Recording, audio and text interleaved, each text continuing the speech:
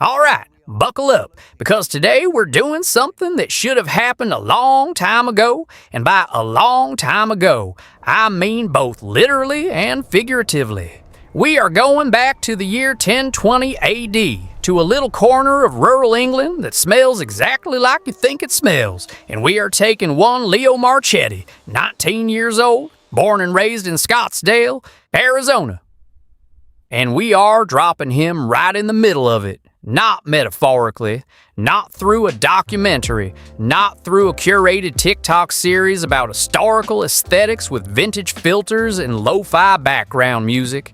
We are actually sending this kid there, body, soul, and whatever he's wearing when it happens, which, knowing Leo, is a matching Aritzia set and thermal socks with little cactus patterns on them.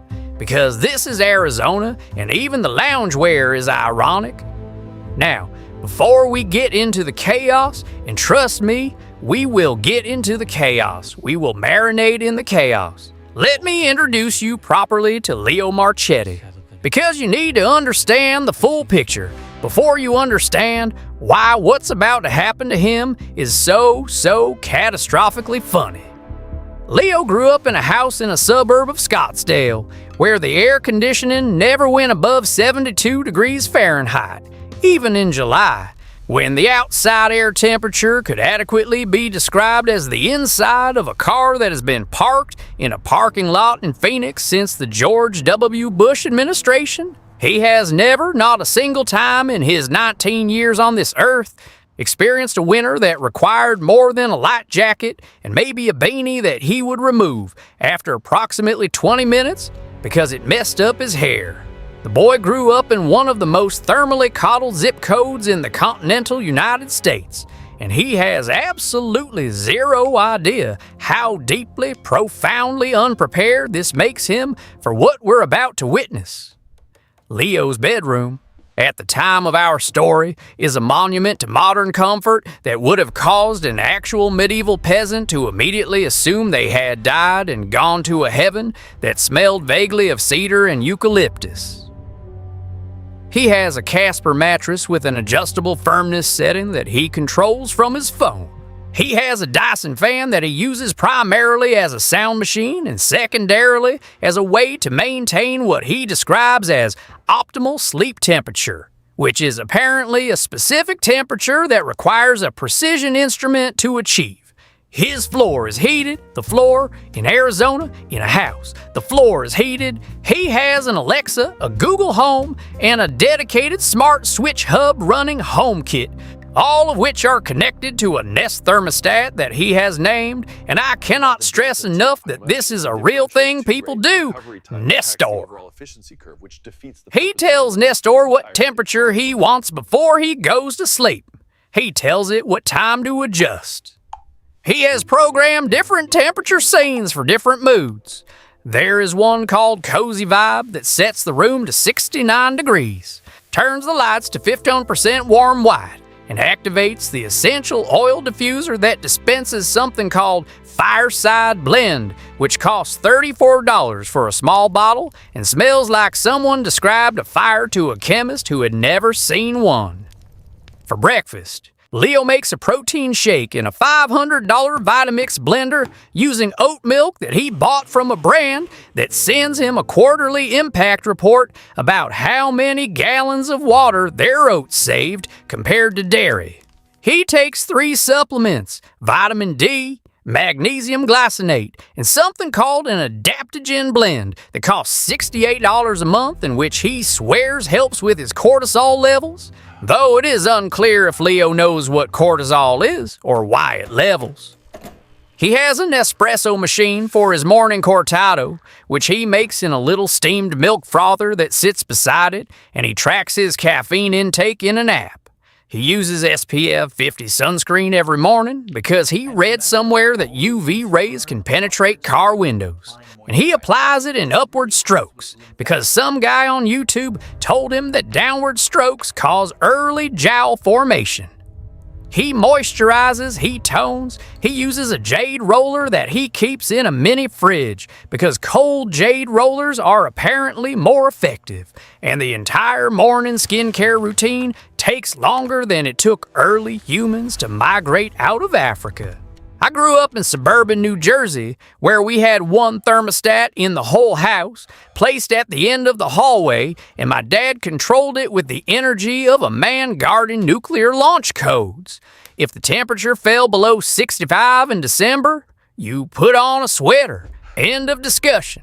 I used Dial soap on my entire body, including my face, until I was 23. I had a fan in the summer and a blanket in the winter, and the blanket was a fleece from Walmart that had faded to a color that could only be described as disappointed beige.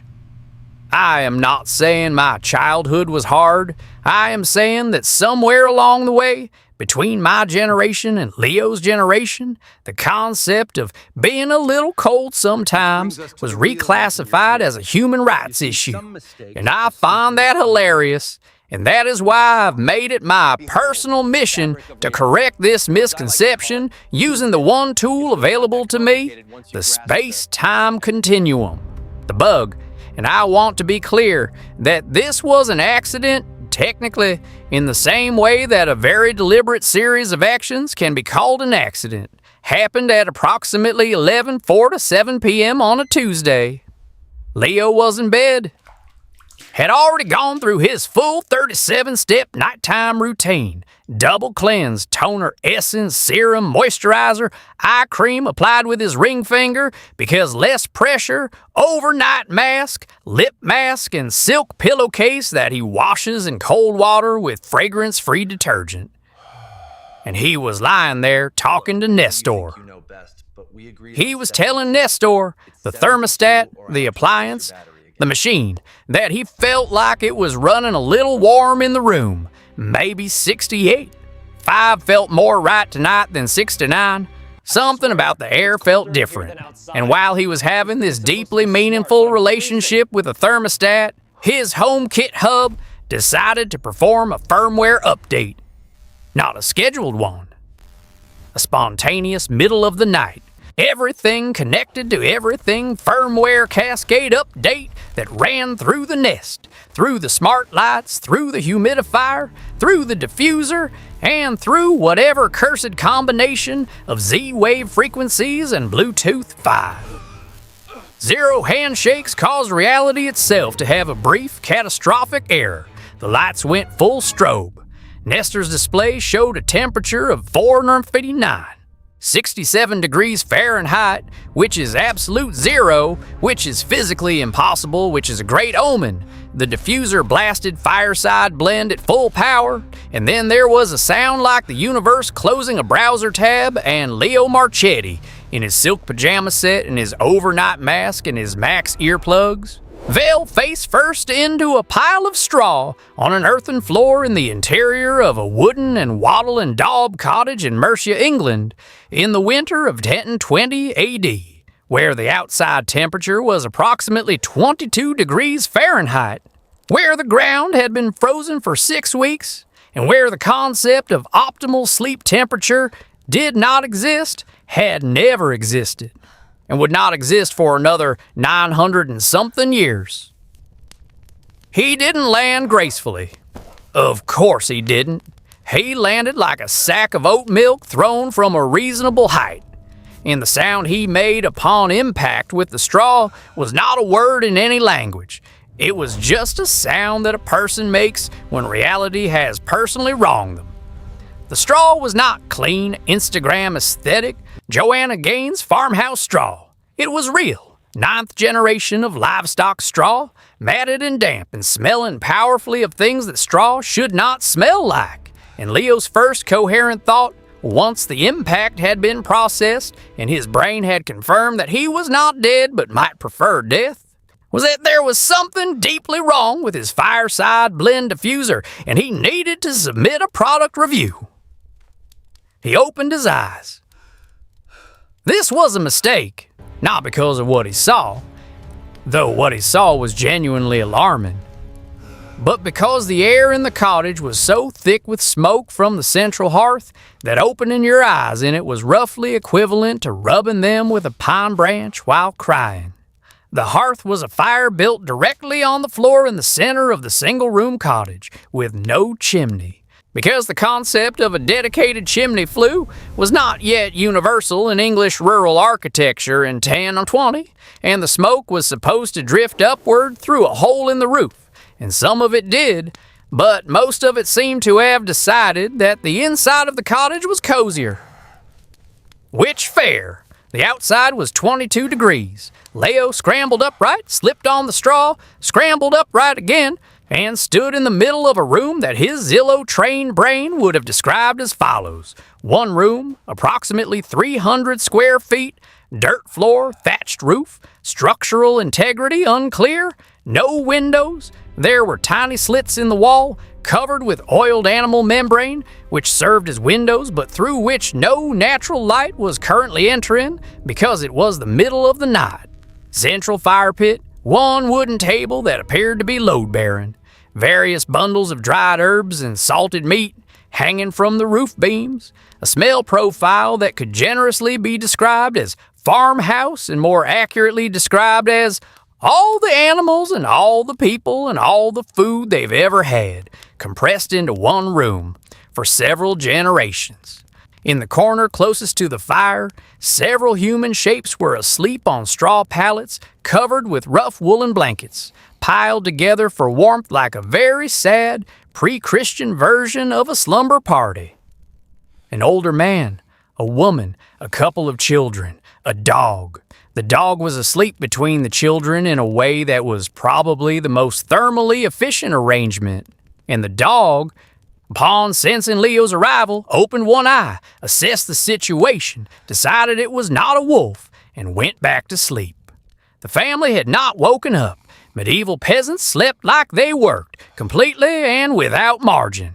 Leo looked at his hands. He was still wearing his overnight face mask, which was a translucent gel that had now collected approximately 40% of the straw dust in the immediate vicinity. He looked around for his phone. His phone was not there. His phone was 900 and some years in the future, charging on his wireless charging pad, and its absence hit Leo with the specific, physical, nauseating panic of a person who has never been more than 4 hours away from cellular service. He felt his pockets. His silk pajama pants had no pockets because they were silk pajama pants, and the only thing they were designed to carry was his extremely curated personal aesthetic. And they were currently doing a terrible job of keeping him warm in a smoke-filled medieval cottage in what the locals would call the dead of the year. He was cold. Let me be precise about this, because Leo had used the word cold before in his life, but had been using it incorrectly. He used it when the Starbucks drive-thru had run out of the brown sugar oat milk shaker and he had to get a regular iced coffee, standing outside briefly in a Phoenix January that was actually still 58 degrees. He had used it when the pool at his apartment complex hadn't been heated yet in early March. He had used it most egregiously to describe his bedroom at 69 degrees when he had forgotten to tell Nestor to switch to cozy vibe. What he was experiencing now was not any of those things. What he was experiencing now was an Anglo-Saxon English winter interior, which was cold the way a fact is cold, not emotional, not aesthetic, just structurally, chemically, thermodynamically, inescapably true. The kind of cold that lives inside your joints. The kind that makes your fingers feel less like fingers and more like a rough description of fingers. The kind that your body registers not as discomfort, but as a genuine, ancient, evolutionary alarm. You will die if you stay like this. He moved toward the fire because he was not entirely stupid, and the fire was a real fire. A proper medieval fire of split hardwood that burned hot and low and smelled like wood smoke and rendered animal fat. And the heat coming off it was the realest thing Leo had experienced since landing. He crouched next to it and held out his hands, and for about 30 seconds, this was okay. Then his eyes, which had been trying to process the smoke, made a decision about it. And that decision was to cry, and not emotionally. His eyes streamed. He coughed. He coughed again. He had the very specific experience of his respiratory system, rejecting the air quality with the righteous indignation of someone who owned a molecule air purifier at home and had definitely noticed the improvement. Here's the thing about heating a medieval cottage, and I say this as someone who has actually read about this at some length, and not as someone who grew up in a house with radiant floor heating, which I did not, because that is insane. The fire was the entire heating system, the lighting system, and the cooking system all at once, and it was positioned in the center of the room because that was the most thermally efficient location. And it absolutely worked in the sense that the people around it survived. But it worked by filling the entire space with combustion byproducts and generating a heat gradient that was approximately 900 degrees at the fire and approximately 30 degrees 6 feet away from it, and there was no middle zone. You were either next to the fire, in which case your front was warm and your back was cold, or you were away from the fire, in which case you were uniformly cold. The correct technique, developed over generations of necessity, was to sleep close to the fire with several other human bodies and a dog, sharing body heat under heavy wool, waking periodically to add fuel, and accepting that your nose was probably going to be cold all night and that this was fine because you were alive, which was the win condition. Leo did not know this technique. Leo was crouched next to a medieval fire in silk pajamas, coughing, crying involuntarily, and trying to figure out if there was a setting for this. The family woke up some time before dawn because medieval agricultural schedules operated on a logic of you sleep while you can and you get up when you need to. Raymond winter morning in early 11th century England meant getting up before light to check on the animals, add fuel to the fire, and begin whatever today's work was going to be. The man, call him Ælfric, because that's an actual Anglo-Saxon name from that period and it's great, was up first. He was a broad-weathered man in his 40s who looked 60 and was actually just 42. With hands like two slabs of leather and a face that had been comprehensively tanned and then freeze-dried by decades of English weather. He was wearing a wool tunic that he also slept in, thick wool leggings wrapped with strips of cloth, and leather shoes that he had resoled himself, and he stood up, added wood to the fire without making a sound, and then turned around and found Leo.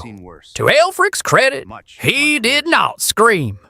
He looked at Leo the way a very experienced man looks at something extremely confusing, with a kind of slow, exhausted assessment, taking in the silk pajamas, the gel face mask, the overall aesthetic, and the look on Leo's face, which was communicating something between help me and what is happening and is there a manager?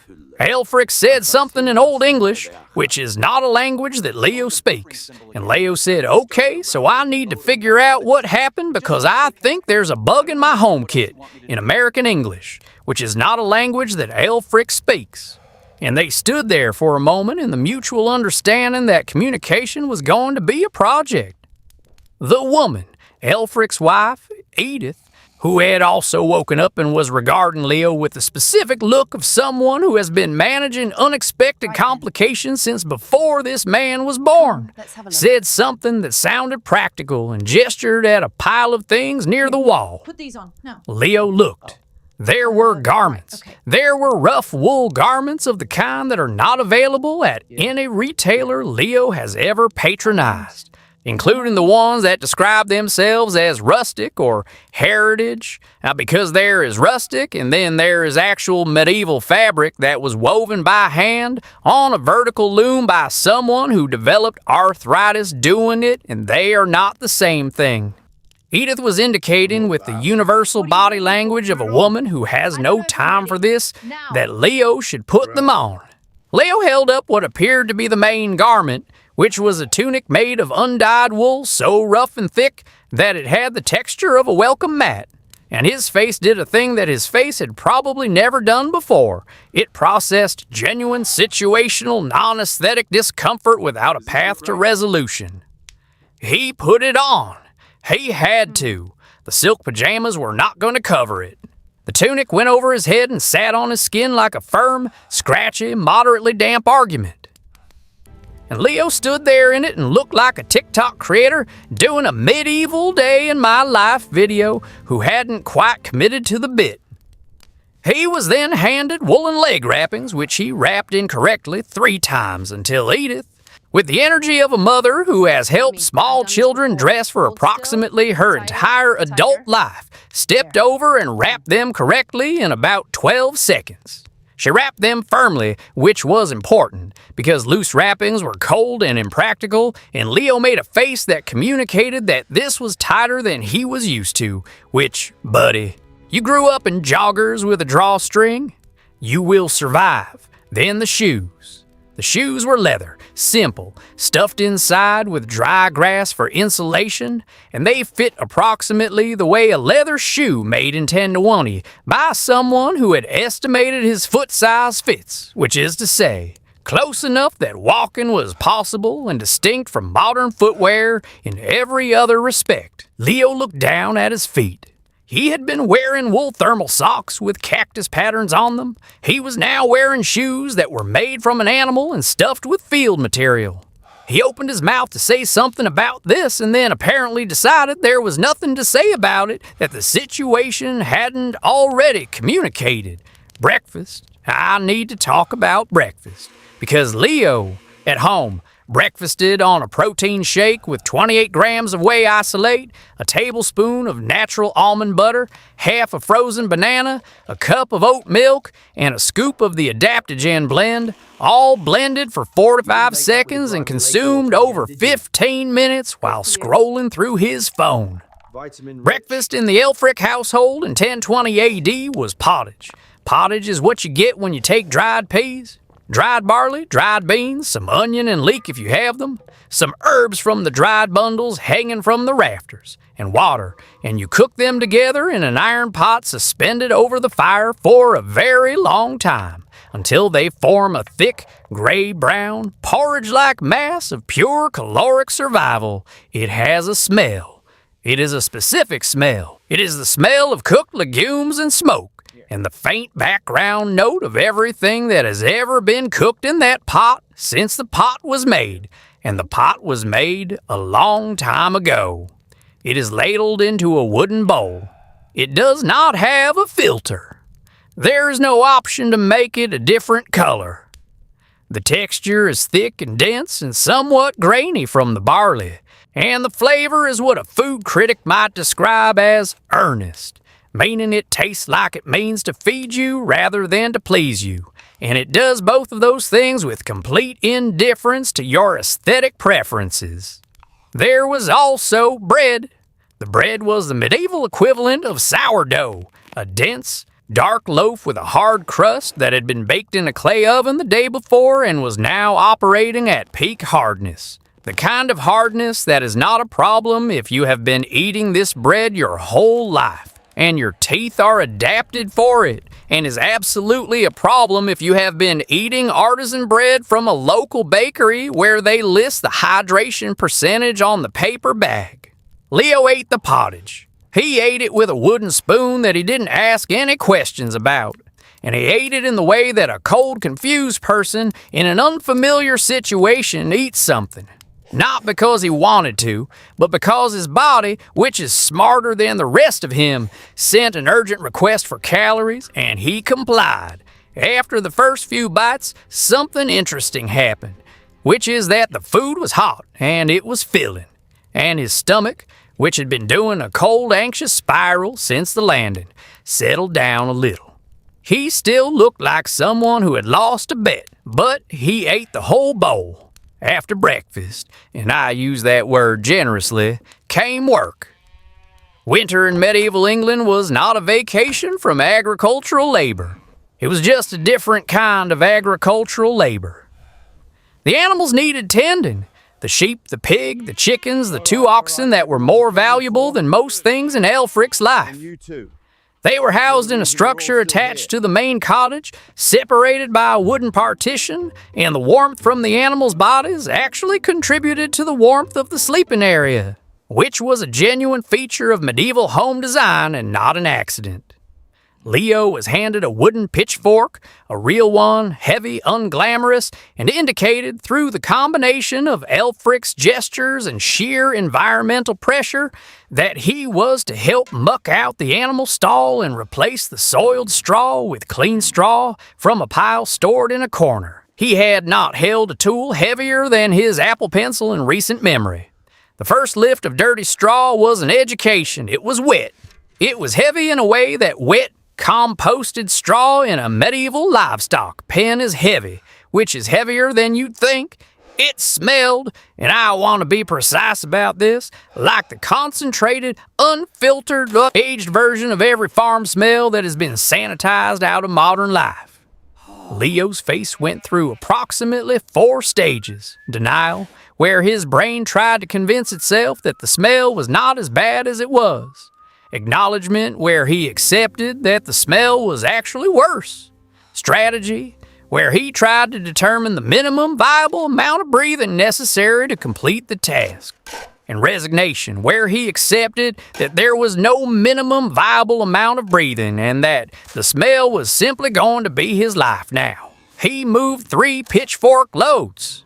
The third one he moved faster than the first because he was learning, which is to say, his body was learning even if his sense of self was in crisis. His hands were hurting, not because he had blisters yet, those would come later, but because the wooden handle was rough and cold, and his hands were not the hands of someone who handles rough, cold wood regularly. These were hands that had mostly operated touchscreens, held steering wheels, lifted gym weights with gloves, and opened DoorDash bags. They were excellent at fine motor tasks and deeply unprepared for uninsulated grip. Meanwhile, Elfric was moving twice as much straw in half the time without appearing to exert any particular effort, the way a person who has done something every single day for 20 years moves, efficiently, automatically, without drama. Leo watched him with the expression of someone watching a professional athlete warm up, that specific combination of admiration and the private knowledge that you are going to embarrass yourself. The morning continued this way.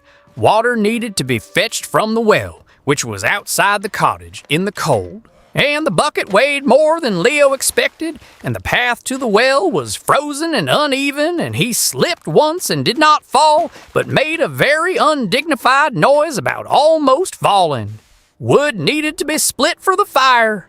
Leo was handed a hatchet. Not a nice one, not a heritage axe from a Vermont craftsmanship brand with a hickory handle and a leather sheath, a real working hatchet, worn smooth from use, and he was pointed at a log. He swung, the log did not split. He swung again. The log moved sideways. Elfric watched this for a while with an expression that was not unkind, but was definitely the expression of a man filing away something for later retelling at whatever passed for a gathering in 1020 AD. And then he picked up the hatchet, repositioned the log, and split it in two with one confident swing. Leo watched this and felt something ancestral and bruising about the comparison. By mid-morning, Leo's hands were red from the cold and the work. His back was making itself known in ways it never had before, and his legs, accustomed to walking on flat, climate-controlled, level surfaces, were registering a formal complaint about frozen, uneven ground. But here is something interesting, something the narration pauses to note because it is true and worth acknowledging. He was warm. The exertion was generating body heat in a way that all of Nestor's settings combined had never quite managed. Not comfortable warm, not cozy vibe warm, but the deep working earned warmth of a body doing physical labor in cold air. And it was real in a way that 69 degrees on a thermostat is technically also real but does not feel the same way in the chest. He did not appreciate this warmth. He was still miserable, but his body noted it. The midday break brought more pottage and water and a piece of that bread, which Leo attacked with less hesitation than he had at breakfast. Because hunger is a great equalizer, and 5 hours of manual labor in sub-freezing temperatures will recalibrate your relationship with the pea porridge faster than you might expect. He sat near the fire with the family. The children, who were 8 and 10, regarded him with the specific mixture of fear and fascination that children reserve for things that are strange but not immediately threatening, like a large dog or an unusual cloud. The dog sat near the fire. Leo sat near the fire. They had arrived at a mutual truce. The afternoon brought a new problem. Leo had been managing, which is to say, surviving in a functional if deeply unhappy way, until the temperature dropped further as afternoon moved toward evening. The sky outside, visible through the oiled membrane slits in the wall and through the briefly open door, had gone the color of iron, and a wind had picked up that came in under the door and through every crack in the wattle and daub wall and found every part of Leo's body that the wool wasn't covering, which was his neck, his wrists, his ankles, his ears, and his face. His face was cold. His moisturized, toned, serum-layered, jade-rolled face was cold, and the cold on a face that is used to being either indoor temperature or SPF protected is a specific, unwelcome sensation. He noticed over the course of the afternoon that the family moved around the cottage in a particular dance of proximity, always staying within a certain radius of the fire, adjusting distance based on what they were doing, maximizing the time their bodies spent in its heat zone. Edith was spinning wool with a drop spindle, sitting close to the fire with the children. Aelfric was repairing a harness near the door, closer to what light remained from outside, moving back toward the fire periodically. The dog had the best position and knew it. There was a system to all of this. A thermal intelligence built up over generations that Leo, the child of universal indoor climate control, had never needed to develop and was now trying to reverse engineer from cold scratch. He also noticed in the mid-afternoon that the light was going. In Arizona in winter, the light doesn't go dramatically. It softens and slides toward golden hour, and then it's dark, but the transition is gentle and also irrelevant because there are lights everywhere. Here, as the sky outside the membrane slits went from iron to charcoal, the inside of the cottage shifted from dim to very dim to what could only accurately be called dark, with the fire providing the only real light. And the fire's light was a warm, living, dancing light that lit the room in a way that was genuinely beautiful and also genuinely insufficient for doing anything that required seeing. There was a tallow candle, one, made from animal fat, with a wick of rush pith, and it smelled exactly like you'd expect a candle made from rendered animal fat to smell, which is to say, not like fireside blend. The evening was long. Without a phone, without a screen, without any of the 57 forms of media that Leo normally had available to him in any given moment. The evening after dark in a medieval cottage is a long, dark, smoky, animal-smelling, fire-lit several hours of existing. The family talked in Old English, which was not available to Leo, and mended things and fed the fire and let the children sleep when they fell asleep, which they did quickly. Because children who have been doing physical work in cold air since dawn fall asleep with a completeness that is almost architectural. Aelfric carved something small from a piece of wood. Edith spun. Leo sat near the fire and had, possibly for the first time in his life, an experience that could be described as nothing. No content, no feed, no music, no notifications.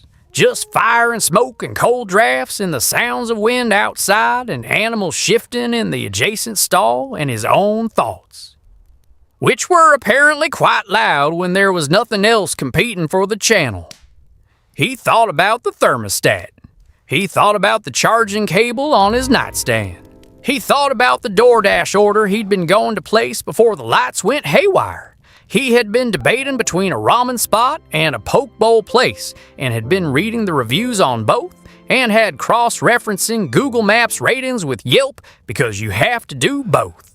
And none of that mattered, obviously in the slightest, and yet the mind returns to what it knows. And what Leo's mind knew was the optimization of food delivery app choices at 11 p.m.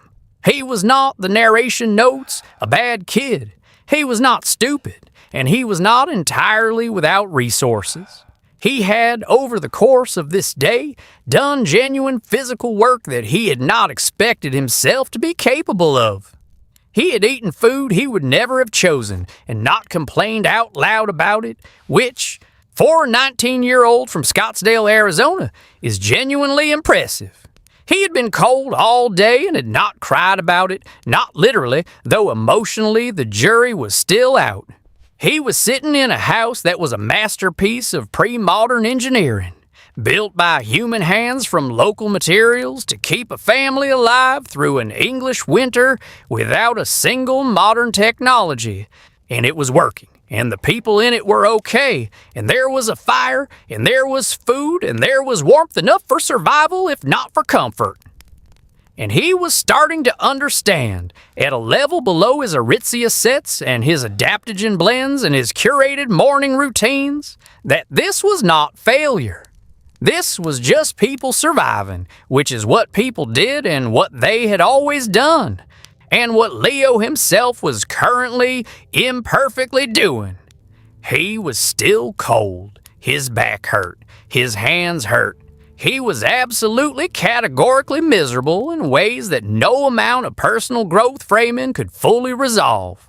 But he was alive, and he was warm enough, and the fire was real, and so was the straw, and so was the dog, who had migrated from the children to Leo sometime in the early evening and was now pressed against his leg with the professional warmth distribution efficiency of an animal that has been sharing heat with humans since before recorded history.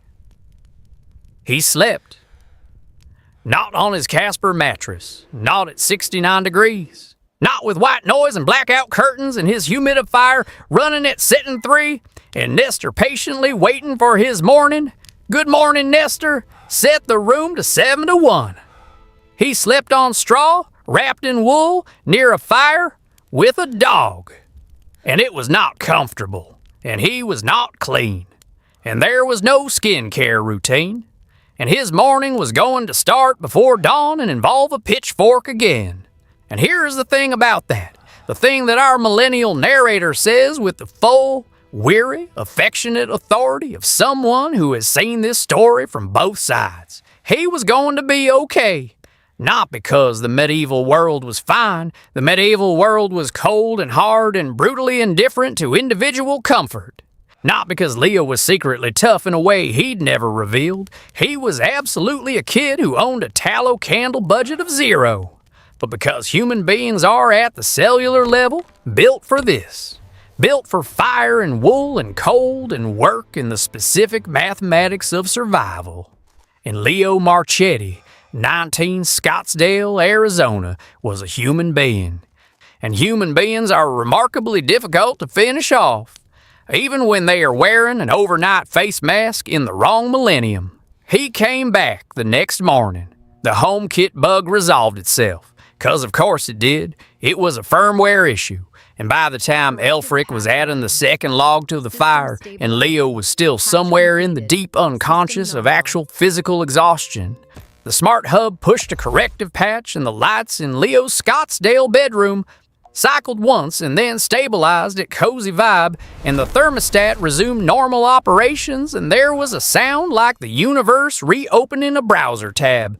And Leo was back on his Casper mattress, face mask half dissolved from 12 hours, wearing an Anglo-Saxon wool tunic over his silk pajamas, smelling comprehensively of wood smoke and animal stall and pea pottage and a full day of medieval existence. He lay there for a while. He looked at the ceiling. The ceiling was drywall, smooth, white, unstained by smoke. The room was 69 degrees. He could hear the diffuser dispensing fireside blend from the nightstand. He reached for his phone. The phone was there. He held it for a while without turning on the screen. Then he got up, went to the bathroom, turned on the shower, digital to the exact temperature, displayed in degrees on the panel, and stood under it for a very long time. He didn't post about it. That surprised me, honestly. He didn't make a TikTok. He didn't screenshot his Apple Health step count from the previous day and post it with a surprised emoji. He went down to the kitchen and made his protein shake, and he stood there drinking it and looking out the window at the Scottsdale morning, which was clear and mild and 58 degrees. And he did something that I had not expected, and which I will grudgingly admit earned him a marginal amount of respect in the estimation of your narrator. He opened the pantry, found the fancy artisan sourdough he'd bought from the farmer's market on Saturday, cut a thick slice, and ate it plain, without butter, without avocado, without anything, just standing at the counter. He said nothing to no one. He just ate the bread, and honestly, fair enough. You survived a medieval English winter with no preparation, no warning, no translator, no footwear above a 2 on the comfort scale, and no access to any of the 17 apps you normally use before noon. You ate the pottage. You moved the straw. You came home. This is more than I expected. This is, in fact, more than most of the people confidently explaining on the internet that they would have totally survived various historical periods would have managed, because those people have never fetched water from a frozen well before dawn, or split wood with a medieval hatchet, or slept on straw and smoke with a dog. Leo did all of those things. He didn't do them well, and he didn't do them without misery. And he will probably never willingly do any of them again. And he definitely spent the rest of that week sleeping in until noon and telling Nestor he wanted the room at 71 degrees instead of 69 because he'd earned it. But he did them. And somewhere between the pea pottage and the pitchfork and the long dark evening without a screen, something got recalibrated, not permanently. Not enough that he's going to give up the Casper mattress, or the Jade roller, or the Nespresso. He's still Leo from Scottsdale. He's still going to spend 20 minutes choosing a filter. He's still going to DoorDash at 2 a.m. and complain when his oat milk is out of stock and tell a thermostat his temperature preferences before bed. But there is now, lodged somewhere in his 19-year-old brain alongside the SPF knowledge and the cortado order and the curated playlist for every mood, a tiny cold, smoke-scented, dog-warmed, fire-lit understanding that the warmth you can touch with your hands, the warmth you work for and earn and share with the people around you, is a different kind of warm than 69 degrees on a thermostat.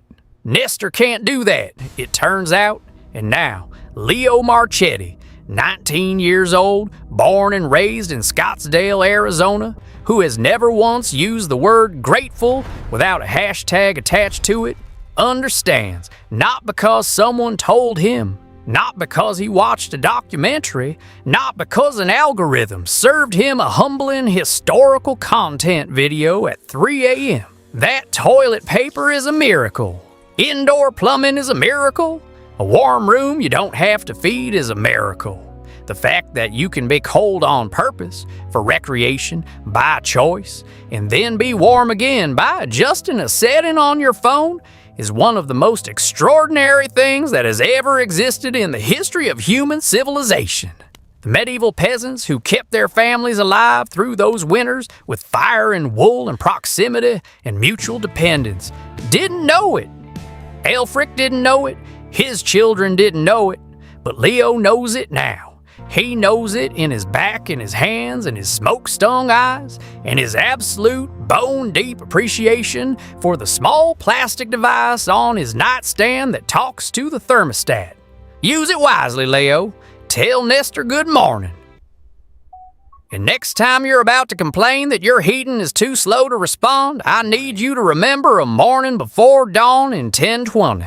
Standing outside in 22-degree air with a bucket, walking to a frozen well and being genuinely thrilled about the pottage. Remember the dog. Remember the bread. Appreciate the diffuser. Appreciate the silk pillowcase. Appreciate the floor heat. Appreciate every single absurd, beautiful, ridiculous inch of the thermally optimized life you live. And maybe, just maybe, call your mom and tell her the house thermostat settings are fine. They were always fine, Leo. They were always fine.